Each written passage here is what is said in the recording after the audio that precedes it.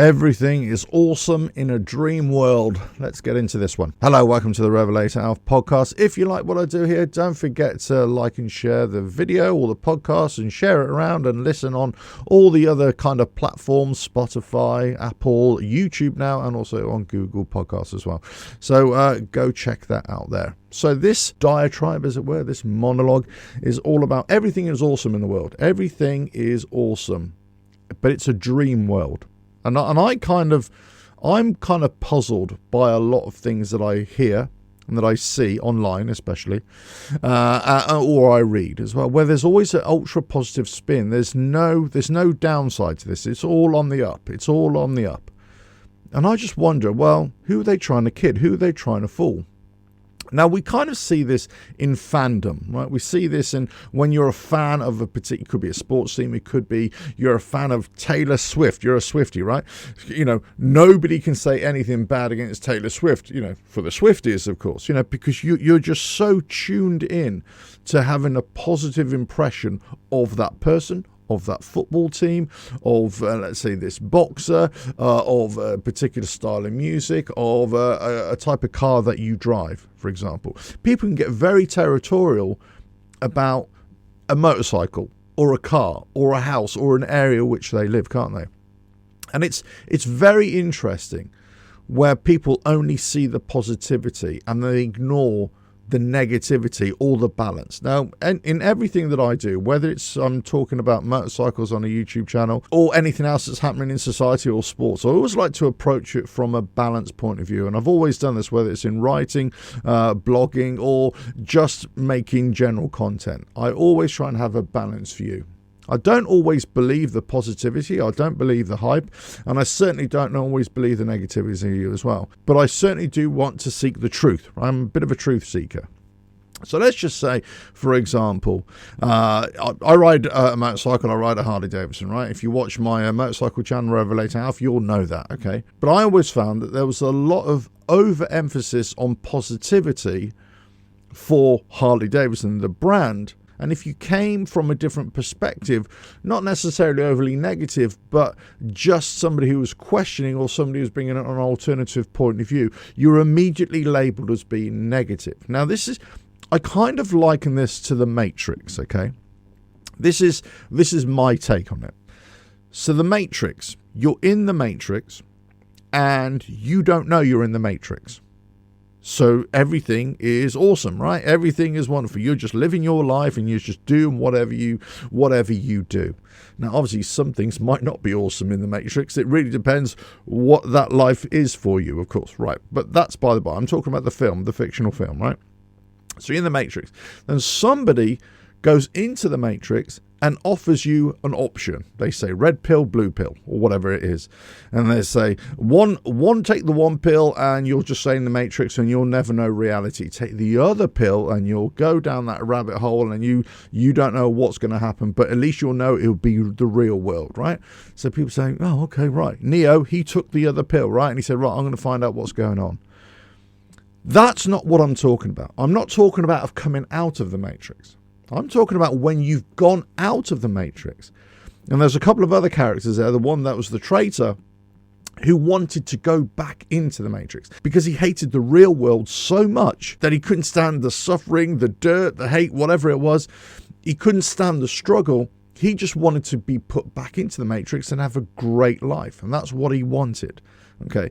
So I look at it from that perspective of people living in the real world, but they don't want to accept the real world, or they're just so blinded by the dream world that that's all they believe in. That's all they want to believe in, that positivity. They're ignoring everything else. So whichever way you look at it, whether you're in the Matrix, as it were, and you're totally oblivious to the real world and you just want to stay there, or you're out of it and you're desperate to get back into the dream world, either way, you're kind of looking for a better view. Now, I'm not saying it's wrong to be positive. I'm one of the most positive people out there, certainly for myself and certainly for my outlook on life. However, I always approach things with a certain amount of balance. And I kind of look at things in a different way. So when I look at, let's say, a business, whatever business it is, or a company or a product, I'll say, well, okay, this is a really good product. or it's a really bad product. But hey, it might be really expensive, or it might have certain flaws, or it may not work in that way. For me, that is balance. Just looking at something in an objective point of view and being less about being blinded by the product or my overall feelings about the brand. Now, if we bring this back to motorcycles, for example, I love my motorcycle. I love all sorts of motorcycles, right? I'm not just a one brand motorcyclist. Many people are, though. Many people are. That's all they want. They only want to ride a Triumph. They only want to ride a BMW, a Honda, a Kawasaki, a Harley Davidson, an Indian, whatever it is. That's all they're interested in. They don't care about anything else. So that's fine. There's no issues there. I'm not made up that way. When I look at anything in society, whether it's politics, whether it's public health spending, I always kind of try and look at both sides of the argument. And many people can't. Many people can't do that. I know many people who love their politics and they are blinded by one particular point of view, one political party, one way of thinking. In the UK, around Europe, or in the United States, or any other country, you have this division by blinkered people who either go the right or the left, for example. They only believe one way, and if you believe the other way, then you're an alien, you're a devil. You can't be trusted. We're gonna demonize you. We're gonna alienate you. And the same is coming back the other way. The minds will never meet here. There'll never be true discussion, true conversation, a meeting of the minds, if people are just so blinkered and so steadfast in their own beliefs. They have to be able to see the other side, or at least be able to engage with the other point of view. And just listen to the other point of view and at least say, well, okay, I don't necessarily agree with what you're saying, but I'll listen to you. I'll listen to your point of view. Many people are just not even prepared to listen anymore. Many people are not even prepared to read a long passage or a book or watch a longer video or listen to a longer podcast or anything like that. People just don't seem to have the time, or they don't want to spend the time to engage with things for a lot longer. And I get criticized on a lot of my videos, for example, for waffling or for not showing images or that kind of thing. I've made a purposeful shift in the way I'm producing content now, and more towards podcasts and more towards just talking directly to the camera, as opposed to trying to bring in lots of imagery, lots of other videos. I've done that in the past. I don't need to keep on doing it. But people want the short, snappy visuals. They want that short, concise content. And fine, that may work, but it's not necessarily delivering good content, and it's not necessarily engaging. Now, this is what I find with things like Instagram, which I'm not on, and TikTok, which I'm not on. In fact, I'm not on social media at all. I cancelled all my accounts last year. I wasn't really using them properly anyway.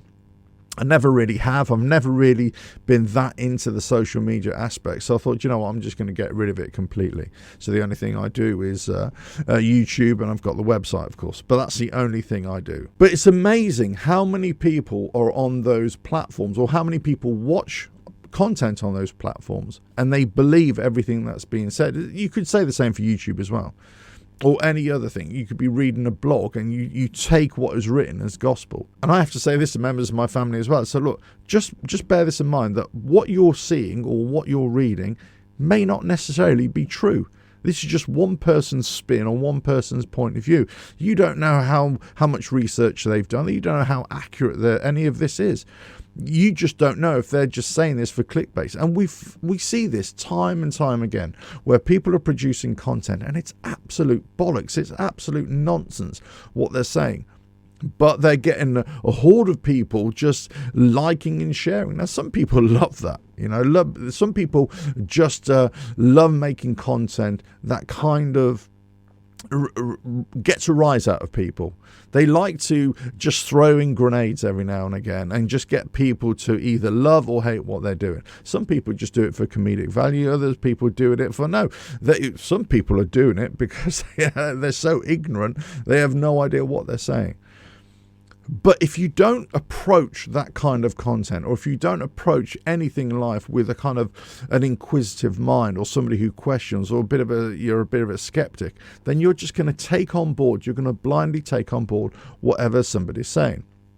So a case in point, for example, The last few years, I ride a Harley Davidson motorcycle, and I've always tried to say in my content, well, listen, I ride a Harley Davidson, but I'm not a loyalist. I'm not a brand follower. I just like that particular motorcycle. Yeah, I like the brand, but I'm not a fan of the brand.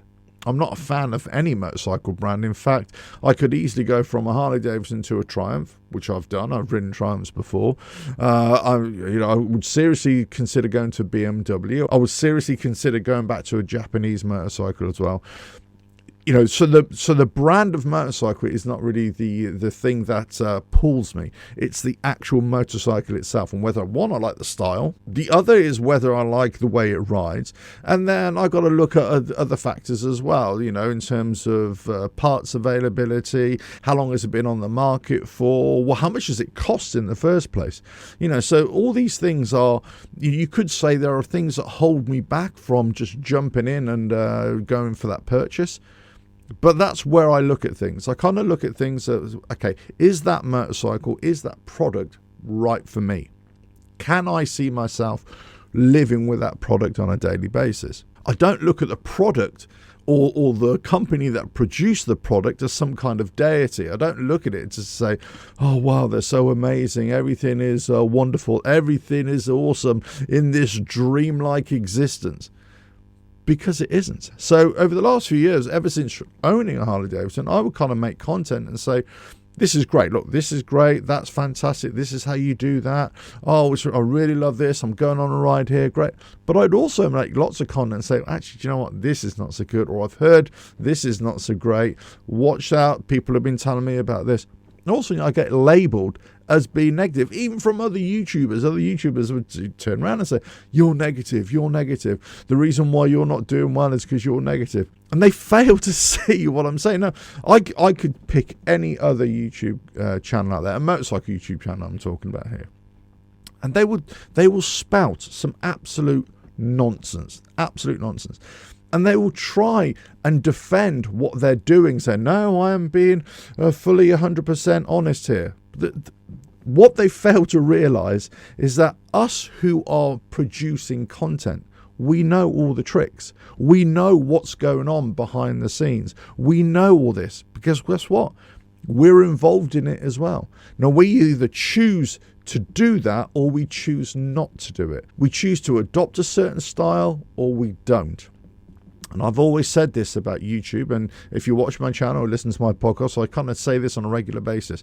YouTube, for example, should be YouTube. It's about you. It's about your take on life. It's about what you're doing and your view, your perspective of anything, of whatever you're doing. Now, you could be entertaining, it could be factual. It doesn't make any difference. But essentially, that's what it is. And people, I think, have lost their way on YouTube. They're trying to play the commercial angle the whole time. They're trying to get into the good books of a big company, let's say like Ford or Apple or Harley Davidson or any other big company, because they just want to have that association so that they can just keep that content flowing. Now, some people say, no, I'm not being biased at all. Well, the thing is, just the mere fact that you're being taken to a certain place by the company, they're paying for it, means that you are biased. You can't get away from it, even though you will make it painfully clear that you're trying to be unbiased. You're going to be positive. At some level, you're going to be positive. Now, that's not to say that they're lying. It could be that they are genuinely being positive. But when you're positive and then positive and positive, and you're not being overtly negative, then we know there's an issue. So let's just say with Harley Davidson, okay, we'll just continue the theme. Harley Davidson for this year, 2024. Lots of content coming out because they just produced new bikes. Now, I would gladly say, yes, there's some good positive things here. But I'm not going to sit there and say, hold on a minute, everything is rosy. What about this? What about that? What happened to this bike? We're still charging a lot of money here. Haven't we lost something there? What Harley Davidson doing? So you could just look at things from both sides. You can say, look, yes, there is balance there. There's some good things, but there's also some pretty crappy things. Some people are just saying, oh, we're going to take the biggest, most expensive product that any company has, and that's what everybody should be buying. Oh, yeah, this is really great. Or they just show somebody who's gone out and bought a brand new motorcycle and say, hey, look at me, I've just bought this brand new motorcycle and it's the most expensive one on the dealership. Well, great, good for you, there's no problem. But this kind of fuels this false impression that everything is good. Everything is great. If we take one particular model of a car or a motorcycle, and it's released on 1 year, for example, or a single year, the previous year model might still have lots and lots of problems with it that haven't really been sorted out. The brand new model that comes out has so many issues, so many glitches, so many failings that you'd be a fool to buy it. And this is what we kind of term in kind of automotive world, that first year product, or any product, that first year product, or this first 2 years. Try not to buy the product in the first couple of years, because it's going to have glitches and they're going to have to work through those problems as well. The product or the motorcycle, the car, is probably going to have lots of recalls as well. So you'd be very lucky if anything doesn't happen within the first couple of years. So that's why, we'd always say this in another industry which I'm involved in, that actually when a brand new product is released to the public, that's when it starts to get field tested. It's field tested for quite a few years. And there's always problems that are never even encountered, never even thought about. But it comes back from public use of this product to say, actually, no, this is a problem here, it needs to be fixed. Or this has failed here, so on and so forth. So this is the real world. It's coming out of the matrix and seeing what things are in reality. We could all be ultra positive about things. We could all have a positive outlook on things. But that's kind of blindly following something without taking in the reality of the situation. And this is where I look at a lot of things in not only my life, but in society as a whole, but the things that I'm involved with, or the products that I buy. A phone, for example. Yes, I get a brand new phone, and then I'm fooled into thinking, you know what, I'll just go and buy the brand new model, because my other model, the previous generation model, which was still really good, all of a sudden, which was supposed to be waterproof, got dunked in the sea, and all of a sudden it died. Oh, crikey, it died. Okay, I'll get my money back, right? Or I'll be able to exchange it. No, it's gone past the 1 year, so you shouldn't be putting it in water, and you can't guarantee it after water. And also, get this, it really depends how the phone gets into the water, which determines whether it's going to survive or not. I can't fully remember exactly what excuse they gave, but they say if the phone is submerged underwater, that's fine. But if it suddenly gets dropped into water and quickly taken back out again, then it doesn't like it. And I'm saying, where's the logic that? It's either waterproof or it isn't. So we had a few fun and games. In the end, I didn't have a leg to stand on. I always read that small print and say, well, you know what, I've got to get a new phone. But I can't say that this brand new phone is any better than the last one. Certainly the way I look at it. It cost me, a lot of money just to get it. But is it any better? And this is what I always say to people. I say, look, listen, you've got a brand new product coming out for this year, but is it any better than the one that came out last year, or the one 2 or 3 years ago? My take on phones is that as long as it's still working and it suits your purpose, you don't need to update it.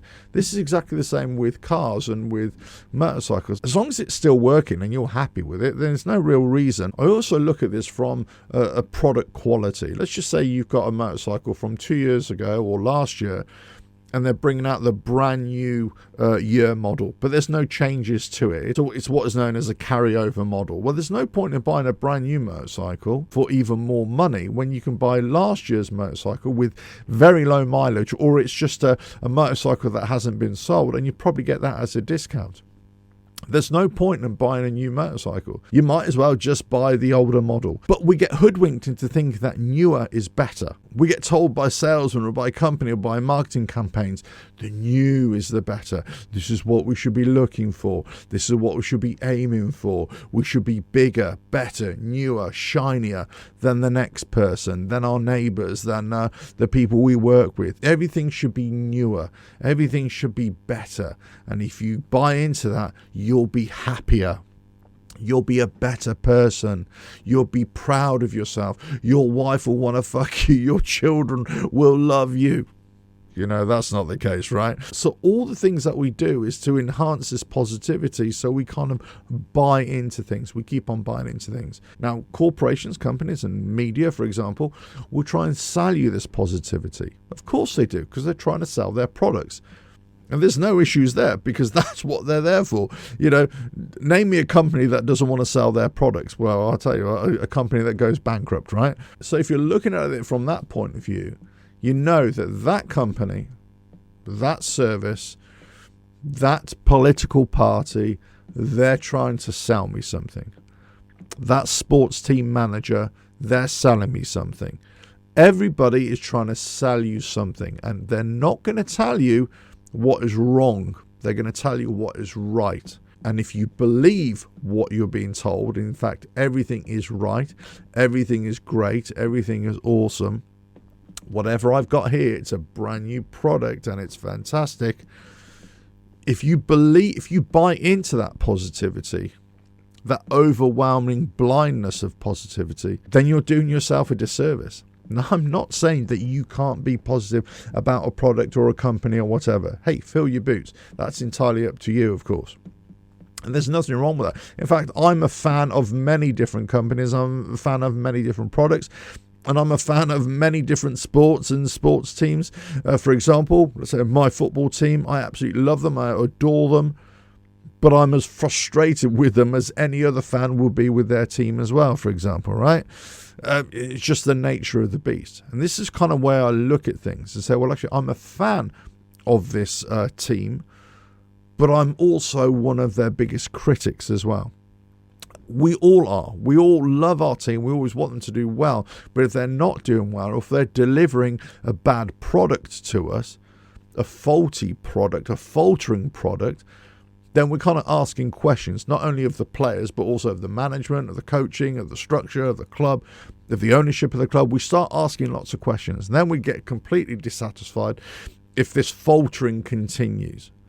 But the flip side is, if they're winning and if they're delivering a product in terms of either results or great performances, then all of a sudden we're not going to be asking those questions. We're going to be taken along for the good ride, okay? We're going to jump on that bandwagon. Yeah, everything is great. Everything is awesome. That awesomeness that we're all feeling because our sports team is doing well could be masking a real hidden truth there, and actually we've just been really lucky, or the rest of the teams have been really poor, or do you know what, we haven't actually had any injuries this year and that's the reason why we're doing well, or guess what, we've been playing the bulk of the lesser teams this season so far, and actually we haven't played any of the big teams. We haven't played them away yet. All of a sudden we throw in a bit of fixture congestion, a few injuries, and then a few little disappointments here and there. Then all of a sudden we hit the backside of the curve and we start faltering again. And this is not only in sports this happens, but also in life. We have ups and then we have our downs. And so looking at things from just on the up, whilst it might make you feel better and it might make you think that everything is awesome and yeah, we're just going to hit the day like it's tomorrow and all that kind of stuff, the reality is it's great to be on that projection. It's great to be on that trajectory. It's great to have that mindset. But you still got to look at what is going on behind the curtain. You still got to see what is really happening. What are you actually being told? If I go into a shop, or if I go into a dealership, whether it's a car or a motorcycle, or I want to go and buy a bike, I know that they're going to try and sell me that motorcycle. They're not going to tell me, do you know what, this bike is, I think it's pretty good, but actually this is wrong with it, this is wrong with it, this is wrong with it. Guess what? Because I'm going to go, well, hold on a minute, why would I buy that bike? I'm walking out the door. They're going to skim over the kind of negative aspects and some, let's say, questions that you might ask, but just push the positivity as well. And that's what a good salesman or salesperson does, saleswoman does, right? That's exactly what they're going to do. They're going to try and give you the positive spin, and that's what their job is, of course. The best salespeople, salesperson, man, woman, are the ones that give you an honest verdict, but they also give you alternatives as well and say, look, what is it you're actually really after? Okay, if you've got this product, this does really well with this, but not so well with this. If you take this product, it does really well with this, but not with this. However, this product here, it's a little bit of that, and it's a little bit of that, and it might be better for you. It might not be the best in that, but if you're not so concerned with that, fine. It might do a lot better in this thing, but actually, do you know what? If you're more towards that, so they kind of fine tune where you're at and what you want, and then look at the products that are going to be best suited to you. Because most products will not fulfill your needs 100%. You've got to be so lucky to have that. If I buy a motorcycle for now, let's say I go and buy a BMW, a brand new BMW, I'll live with it for a year, and I'm sure there's going to be lots of issues with it, lots of problems, either technical problems or something might go wrong with it, or there's going to be problems with the bike not suiting my needs, or my riding style doesn't match up with that bike.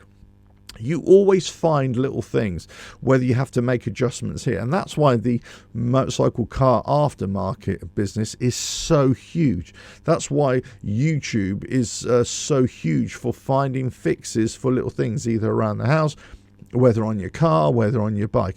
That's why it's such a huge thing where people get these products and they find there's a problem.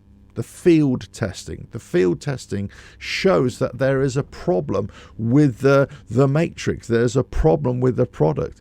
There's a problem with the message. You were just told positivity the whole time. How many times have you heard people say, I was lied to at the dealership, I was lied to in the shop, I was lied to by the salesman, they told me this? Well, guess what? Yeah, of course they did. Of course they were going to lie to you. I've always said this about lots of different things, but certainly, let's say buying a new product, whether it's a motorcycle, car, doesn't make a difference, right? I say this, and I say this to people, or I say this to anyone. Before you step into that shop, you need to have done your research into that product. If you blindly go into the shop and say, right, today I'm going to go and buy something, I have no idea what it's like, I have no idea what I'm looking for, then you're kind of starting off at the wrong foot. If you go into shop with no idea, but you're going in for research, that's different, because you're trying to find out, feel out a bit of information, see what the salesperson says to you, or that kind of thing. Sometimes you go into these shops and the salespeople are so young, and you think, come on, what are you going to be able to tell me? Now that could be a bit ageist here, actually, because that young person might know so much more than you as an older person. Well, I do not know, especially when it comes to tech. The young kids know so much more about things than you do.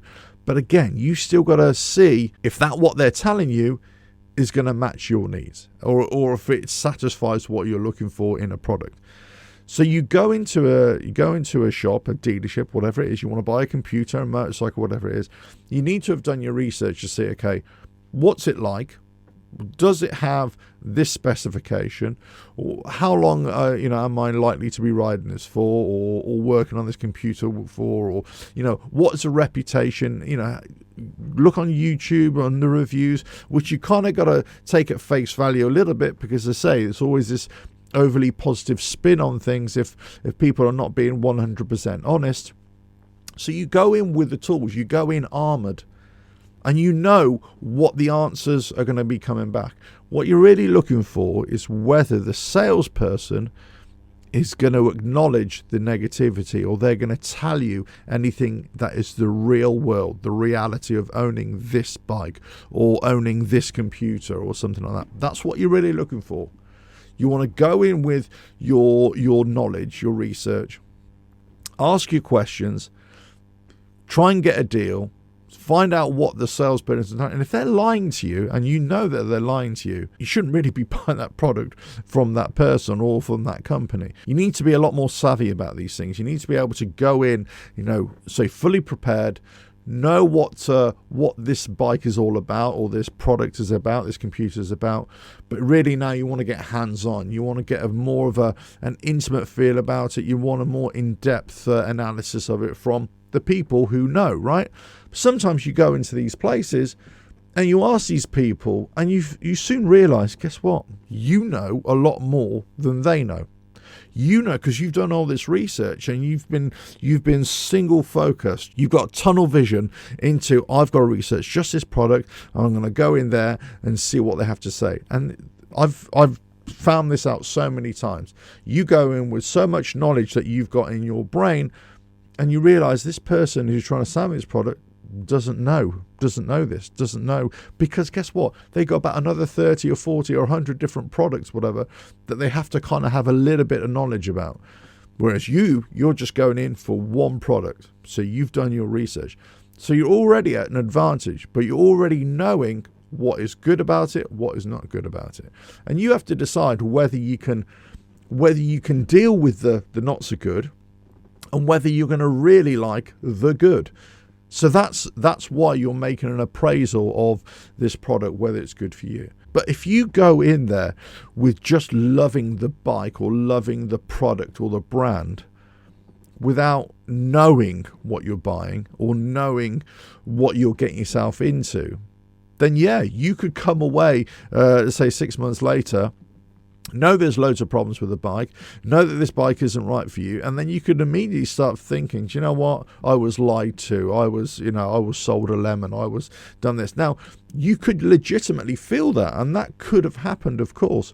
You might have been told one thing, but the reality is something else is completely happening. I mean, this happens all the time, right? You go in to buy a motorcycle, for example, a Harley Davidson, let's just call it that, but it could be a Triumph, it could be anything else, it could be a Ford, it could be a Ferrari, it could be anything, right? You go in to buy this vehicle, and you do the deal, you thought everything's great, and then all of a sudden you take the vehicle home, you ride it home, drive it home, and a couple of weeks later you got a little glitch with it, and you think, got to take it back to the dealership again, they got to fix this. Then all of a sudden they say, well, hold on a minute, no, that's not covered. You go, what do you mean it's not covered? Or they say, well, do you know what, yeah, there's something wrong with it, but we don't know how to fix it. Well, what do you mean you don't know how to fix it? Or they say, well, do you know what, you're going to have to wait a long time now because there's no spare parts for that. Or you're going to have to, hold on a minute, we're going to have to go back to the head office, or we're going to have to go back to the manufacturer, the main manufacturer, and we've got to get them to approve what's going on. Now, sometimes that doesn't happen. Sometimes you just go into your dealership and say, look, there's a problem with this. You're going to look at it and they say, okay, fine, yeah, no problem. We'll just swap that out, bish, bash, bosh, and it's done. And I've got to say, in most of my experiences, it's been like that. It's been no problem at all. But every now and again, something happens. But the amount of people online who will say, do you know what? It's not great. I'm never going to buy that product again. I'm done with Apple. I'm done with Ford. I'm done with Harley Davidson. I stand them anymore. Their products are rubbish. They're overpriced, all this sort of stuff, right? You could label these accusations at so many companies. And the problem is that your mindset swings from, let's say, an overly positive view to being an overly negative view. All you're seeing is the negativity because you have a negative impression of that company or that product, let's say, or certainly the after sales service that you received just wasn't good. It just wasn't good enough. And you're disappointed and you're frustrated. So you're starting to feel, do you know what? To hell with this. To hell with this. I'm not standing for this. And anybody who asks me, I'm never going to give them a positive spin. It's always going to be negative because you've been hard done by, right? You feel you've been hard done by. You think you've been lied to. You think that the service that you've got is wrong for a really expensive product. Now, what is expensive? Now, expensive to me might be pocket change to somebody else, or pocket change to me is really expensive for somebody else. So these labels are kind of hard to quantify sometimes. But we can all agree that an expensive product for most people is an expensive product, right? If we're saying that the only way you can buy that product is on some kind of finance deal, then you know you can't afford it. You can't afford to buy it as a cash purchase, right? So this is what happens. So this is what happens with most automotive, and certainly happens with houses, right? When you buy a mortgage, you buy a house, but you don't buy it outright. What very few people do. You buy it on a mortgage. So exactly the same with a motorcycle, with a car. You kind of go on a finance deal, a leasing deal, but you're still expecting a good product. And when that product fails to deliver, then all of a sudden you think, do you know what? I've spent an absolute fortune here. I've overpaid. I've bought into the positivity. I've bought into the hype.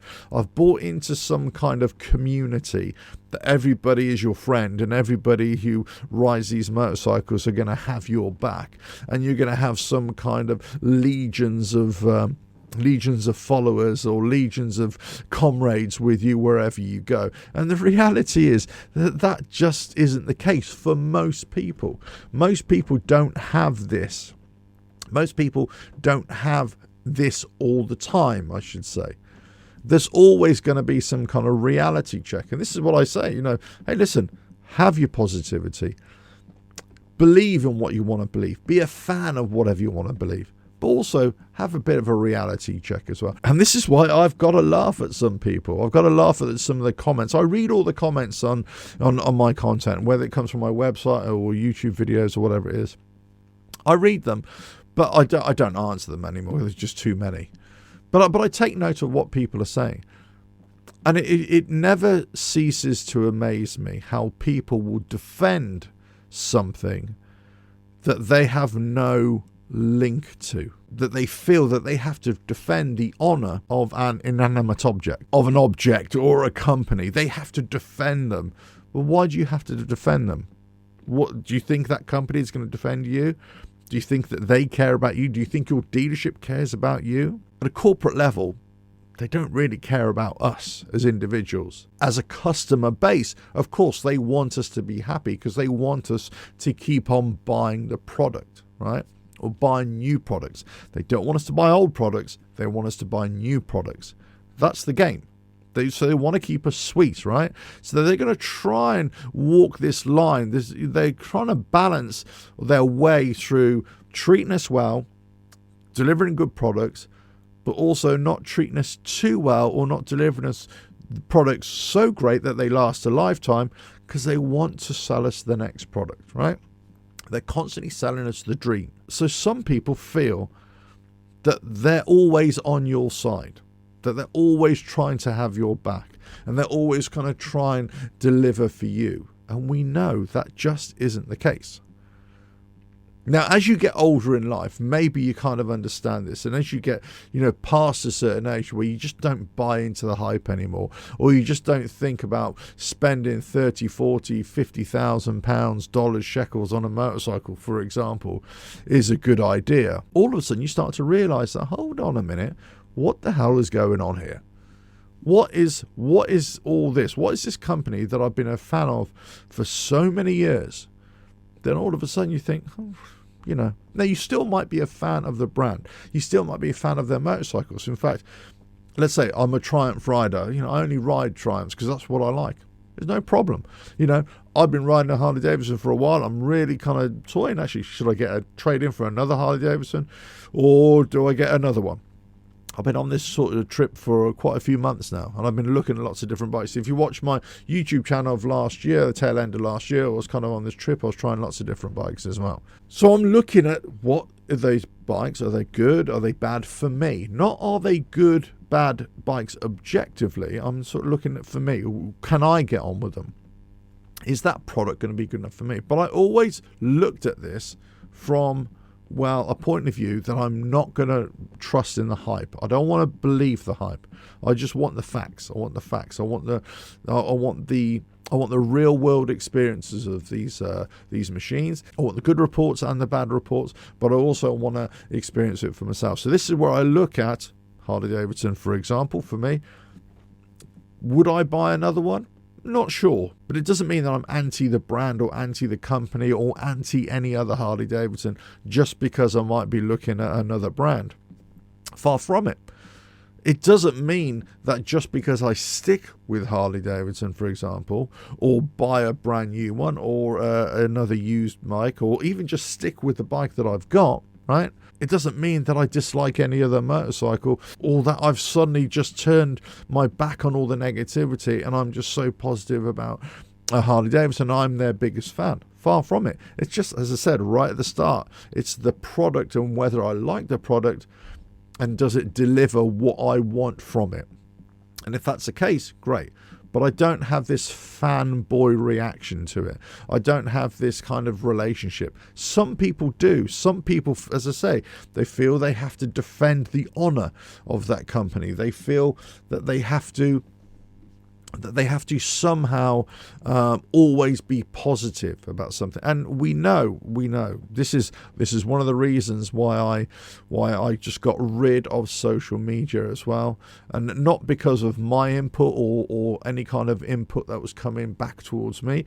Is just what I see. It's the kind of comments from people or the posts from people, lots of different people in all walks of life, and you think it's almost like a bit of a virus, so it's a virus of either of hate, of negativity, of misinformation, or it's a kind of an elixir of positivity. They're both the same kind of mechanism, but one is just driving you one way and one is just driving you another way. They're forcing you into polar arguments or polar explanations, or what you're seeing is polarized, as opposed to having some kind of balance there. So that's why I kind of got rid of all the social media completely. But if you still look at social media, you'll see this happening. You'll see what it is. But companies and corporations will use social media either for their direct marketing themselves, or they will try and engage with people who are popular on social media just to promote their product. And this has been happening for years and years and years. And this is where I've always had a bit of a problem with, let's say, the influencers or with people who just blindly selling you products, because that all of a sudden they don't really have this product. They don't really necessarily like this product. Now, I'm not actually talking, funny enough, I'm not talking about whether YouTube videos or on Twitter, on TikTok, whatever, the videos are sponsored by companies. Because if they say, look, hey, this video, this thing is sponsored by this product. Look, they sent me this. I'm going to try it out. I don't have an issue with that at all. What I have a problem with is if all of a sudden you get a product and then you're lying to yourself and you're lying to your audience. Because your audience is the most important thing. And many people have come unstuck with this in the past. They're producing content and they're just being overly positive. Nothing is wrong with this product. Oh yeah, I use this every day. It's great. No, you don't. You're lying. Oh, it never does anything wrong. Oh, it whitens my teeth so much. No, it doesn't. It's rubbish. This is a solution to all my money needs. No, it isn't. It's absolute rubbish. So there are things there that you think, well, okay, this is absolute nonsense. But companies will use that, and then they will use people online. They'll use influencers. They use people with any kind of audience to say, we want you to sell our product, or we want you to push our product. Now, sometimes it could be overtly that here's a product, try it out, use it. Or, hey, you can get this at a discounted rate if you want it, or we'll give you this for free, all this kind of stuff. As soon as this kind of happens, then all of a sudden you've got to be very, very careful as to what kind of relationship you have. I always was very steadfast in my relationship with companies to say, if you want to send me a product, no problem at all. You send it to me free of obligation. I'll review the product, I'll look at the product, and if I like the product or dislike the product, I will decide what kind of content I will produce. Sometimes it will be positive, sometimes it will be negative, sometimes it will just be balanced. It will just be a balance. Now, you can always find some kind of positivity and always some kind of negativity in any product, right? It could be a glasses case. Oh, yeah, I like the colour, it's great, but look, my glasses rattle around in it. Yeah, nah, it's no good. It's that kind of thing. But so some companies would engage with that. They kind of like that. And other companies won't. They only want the positive view. And they'll kind of make stipulations and say, no, you can't say this. You can't do that. many content creators, YouTubers and TikTokers, whatever, they've actually fallen foul of some kind of contractual obligation with companies where they start talking about things that might be slightly controversial. Then the company on their case and say, hold on a minute, you can't talk about that because that has a negative impact on the product which you're associated with, namely our product. So you've got to take that down. Hold on a minute. No, what I decide to do has got nothing to do with you. So all of a sudden, there's a few issues here. Or the company might say, well, hold on, we're not going to pay you now. We're not going to pay you because you've done this. Or you produce an overly positive bit of content and they've kind of won. They've kind of won you over. And then they feel, do you know what? We don't have to pay you anymore. No, we're not going to do anything. And then all of a sudden you think, well, okay, I'm not going to keep on producing content for you anymore because I'll do something else. And then also, well, why? Why aren't you producing content for us? I don't work for you. I am my own person. This is my kind of business. I'm not your employee. So it's a bit of a minefield. And it can be a bit of a battlefield as well. And knowing where to step. You're going to step one direction, it could all blow up in your face. You step another direction, you could walk the righteous path, but you could also be led astray as well. So the positivity that you get, or even sometimes the negativity that you get, you got to look at the agenda and you got to look at what's behind it.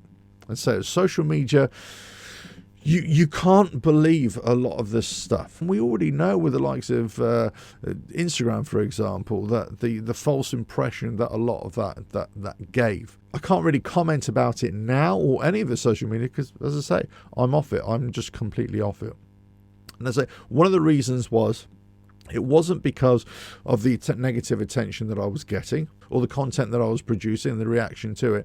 It was more about what I was witnessing, not only from individuals or groups of individuals, or how companies and corporations and politicians and governments were kind of just getting in on the act. And I thought, you know what? I first thought there was a problem with social media when quite a few years ago now, I think probably within the first couple of years, the first year of Facebook and Twitter, when you had your broadcast news, your television news, then all of a sudden you'd see, then at the bottom of the screen, you'd see, follow us on Facebook, follow us on Twitter, follow us on Instagram, and it's still there. It's still there to this day. But the very first time I saw that, I thought, hold on a minute. They're now getting into social media. They understand it. They want it. They want this piece of the pie as well. And the problem is that the social media, even YouTube has changed completely. And that the kind of content that I produce largely is kind of old-fashioned. It's kind of, they don't want to see that anymore because they want big production stuff. They want professional. It's almost like the TV companies have come onto YouTube now. Big production, films, whatever. They've come onto here. People are producing dramatic works, comedy works, music, whatever it is, purely for YouTube now because they know that's where their audience can be. So the way platforms have been used, the way social media has been used, has definitely changed and evolved over the years. But the way people talk about, let's say, products, the way they will try and sell you an illusion, sell you a dream of not only how their personal life is, oh yeah, my life is awesome, oh look, I'm going here, I'm going there, but the reality is they're a bit of a basket case, or they're a bit of a broken individual, or they might be drunk in a gutter every night or high on drugs every night, that their life is a complete shambles. They won't show you that, they only show you the positivity. So this is what I started to see on a regular basis, and I thought, it's not for me. This just isn't for me.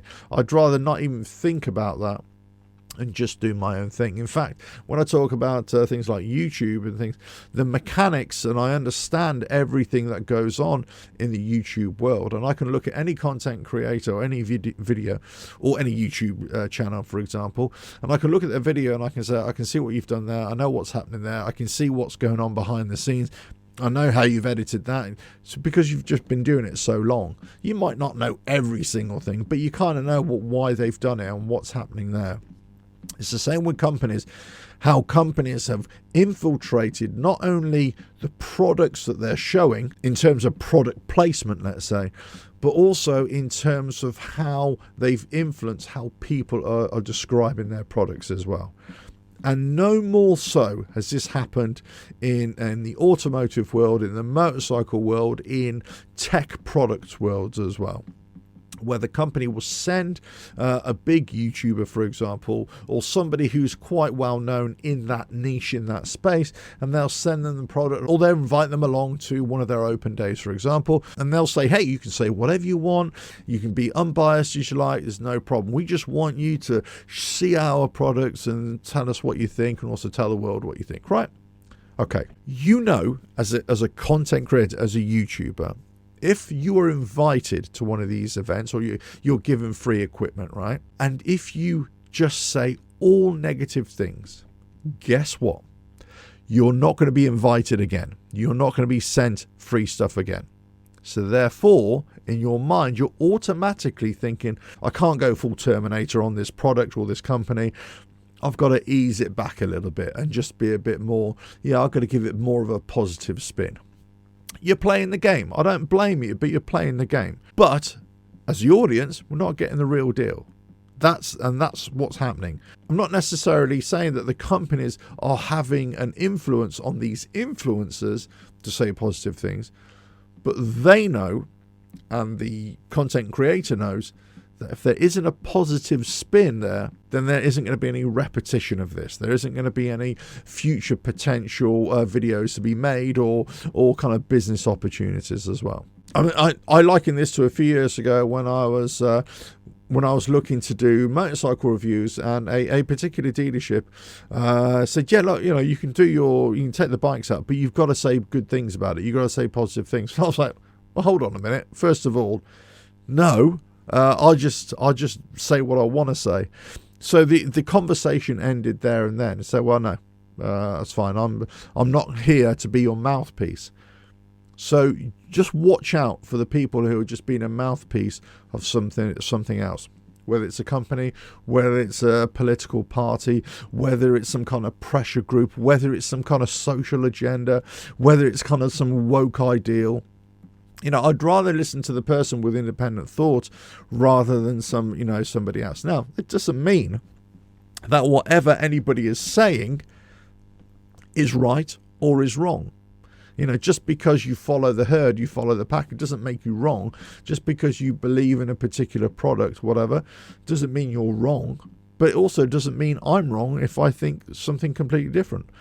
In fact, that's the perfect place to start a good conversation, isn't it? When people are sitting on either side of the table, but they're willing to have a conversation, willing to engage, and willing to listen to another person's point of view, and start dissecting and asking questions of each other and each other's point of view. And this is where I look about the everything is awesome in the world, in the dreamlike world.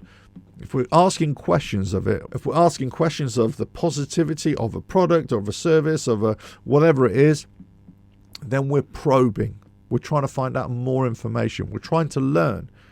And we're trying to look at this from a balanced point of view, but we're trying to dig into the reality. We're trying to see what is actually the matrix. We're actually trying to see what is the reality. Now, some of us, as I said right at the start, don't want to be in reality. We want to be back in the dream world. We just want positivity. We all want sunshine and flowers, right? Of course we do. That's all I want. I just want peace and love and harmony in the world, and I want sunshine and flowers. I want to be able to laugh. I want to be able to laugh a bit more. I don't want to cry. I just want to laugh. I want to have fun. I want to see funny things on TV. I want to see comedy. I want to see drama. I want to go for long rides. I want the sun on my face. I want to, I want my, children to do well, my partner to do well. I want to have, financial prosperity. All these things I want. Of course I want. But I know, and everybody should know in this world, that you can all want those things. It doesn't make it so that will happen.